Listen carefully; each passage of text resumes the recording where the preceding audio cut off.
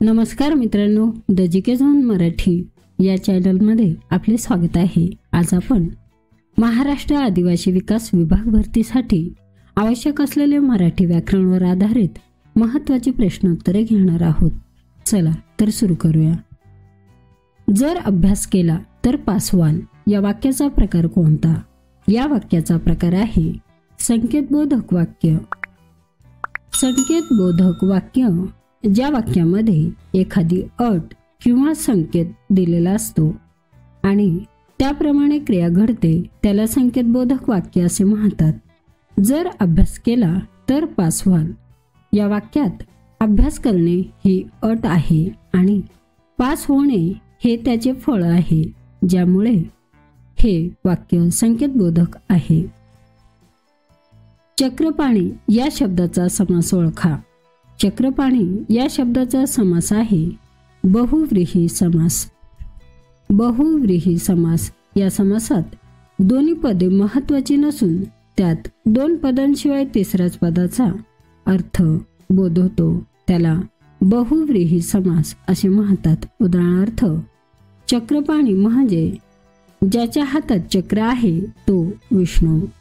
या वाक्यात चक्र आणि पाणी ही दोन्ही पदे महत्त्वाची नसून विष्णू या तिसऱ्याच पदाचा अर्थ बोधवतो। पावसाळा सुरू झाला या वाक्याचा प्रयोग ओळखा। या वाक्याचा प्रयोग आहे अकर्मक कर्तरी प्रयोग। कर्तरी प्रयोग जेव्हा वाक्यातील कर्ता क्रियापदाचा अर्थ निश्चित करतो तेव्हा कर्तरी प्रयोग असतो। कर्त्यानुसार क्रियापदात बदल होतो। अकर्मक कर्तरी प्रयोग ज्या वाक्यात कर्म नसते आणि क्रियापदाचा अर्थ कर्त्यावर अवलंबून असतो त्याला अकर्मक कर्तरी प्रयोग असे म्हणतात। पावसाळा सुरू झाला या वाक्यात पावसाळा हा कर्ता आहे आणि सुरू झाला ही क्रिया आहे। या वाक्यात कर्म नाही, त्यामुळे हा अकर्मक कर्तरी प्रयोग आहे। दैवाने हात देणे या वाक्यप्रचाराचा योग्य अर्थ कोणता? या वाक्यप्रचाराचा योग्य अर्थ आहे दैव अनुकूल होणे। या वाक्यप्रचाराचा अर्थ नशीब आपल्या बाजूने असणे, भाग्य आपल्या सोबत असणे, चांगले दिवस येणे असा होतो। जेव्हा एखादी व्यक्ती अडचणीत सापडते आणि अचानक तिला यश मिळते किंवा मदत मिळते तेव्हा म्हणतात की दैवाने हात दिला। क्षुल्लक कारणावरून मोठी आपत्ती येणे या अर्थाची म्हण ओळखा। या अर्थाची म्हण आहे फट मळता ब्रह्महत्या। या म्हणीचा अर्थ असा आहे की एखाद्या लहान किंवा क्षुल्लक गोष्टीमुळे मोठा अनर्थ ओढवतो।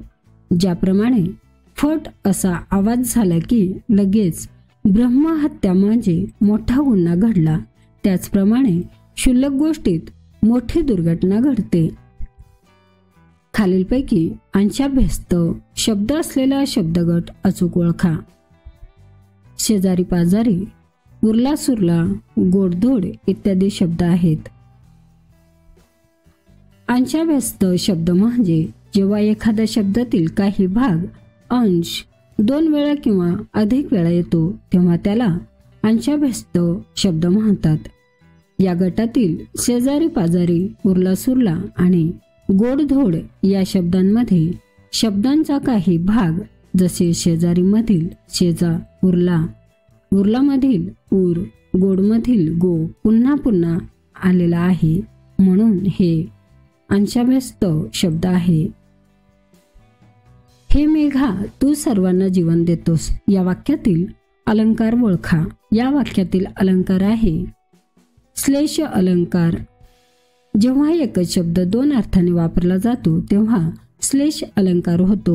या अलंकारात शब्दांचा एक अर्थ नसतो तर त्याचे अनेक अर्थ निघतात आणि ते वाक्याच्या संदर्भातून वेगवेगळे असू शकतात। नामाच्या ठिकाणी संख्या सुचवण्याचा जो धर्म असतो त्याला टिंबटिंब असे म्हणतात। नामाच्या ठिकाणी संख्या सुचवण्याचा जो धर्म असतो त्याला वचन असे म्हणतात। वचन म्हणजे वस्तू किंवा व्यक्ती यांची संख्या।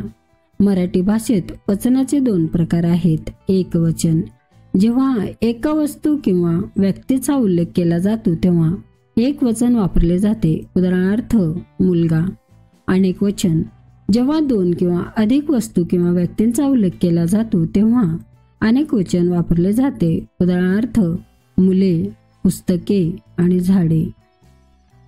मध्यरात्री भुंकणाऱ्या कुत्र्याचा आवाज ऐकू येत होता. या वाक्यातील अधोरेखित शब्दाचा विशेषण प्रकार ओळखा. या वाक्यातील अधोरेखित शब्दाचा विशेषण प्रकार आहे धातुसाधित विशेषण. धातुसाधित विशेषण जेव्हा एखादा धातू क्रियापदाचा मूळ शब्द विशेषणाचे कार्य करतो तेव्हा त्याला धातुसाधित विशेषण असे म्हणतात. भुंकणे या क्रियापदाचा मूळ धातूपासून भुंकणाऱ्या हे विशेषण तयार झाले आहे जे कुत्र्याची अवस्था दर्शवते. एका पाठोपाठ एक येणाऱ्या दोन वर्णांपैकी पहिला वर्ण हा जेव्हा व्यंजन असतो व दुसरा वर्ण स्वर किंवा व्यंजन असतो तेव्हा होणारी संधी म्हणजेच व्यंजन संधी होय. स्वर संधी जेव्हा दोन स्वर एकत्र येतात आणि त्यांच्यात बदल होऊन नवीन स्वर तयार होतो तेव्हा स्वरसंधी असे होते. व्यंजन संधीची काही उदाहरणे आपण बघूया. उत प्लस योग उद्योग. पहिला वर्ण व्यंजन त, दुसरा वर्ण व्यंजन य तत् प्लस नंतर तदनंतर पहिला वर्ण व्यंजन तत्, दुसरा वर्ण व्यंजन न. महर्षी व्यास यांनी महाभारत हा ग्रंथ लिहिला. यामधील महाभारत या शब्दाची जात ओळखा. महाभारत या शब्दाची जात आहे विशेष नाम. विशेष नाम जेव्हा एखाद्या विशिष्ट व्यक्ती, वस्तू, स्थळ किंवा ग्रंथाच्या नावाचा उल्लेख केला जातो तेव्हा त्याला विशेष नाम असे म्हणतात. महाभारत हे एका विशिष्ट ग्रंथाचे नाव आहे त्यामुळे हे विशेष नाम आहे.